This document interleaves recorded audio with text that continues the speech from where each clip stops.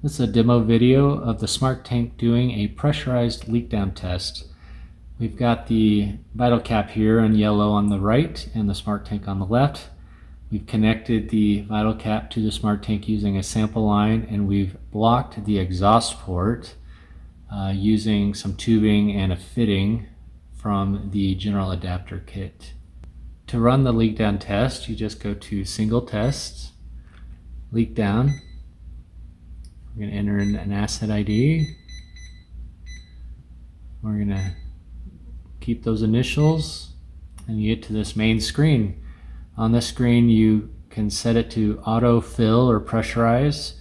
If you're doing a vacuum test, you'd set that to manual and then use a syringe to create the vacuum. We're going to have a target of 35 kPa with a duration of 30 seconds, and the max allowable drop is 2 kPa. So once everything's connected, you just hit start. The Smart Tank will automatically pressurize everything. Starts by getting close to the target, and then once it's close and it kind of lets it settle, it goes into a more detailed stabilizing routine where it's making fine tweaks and pausing to let things kind of settle so the pressure is stable.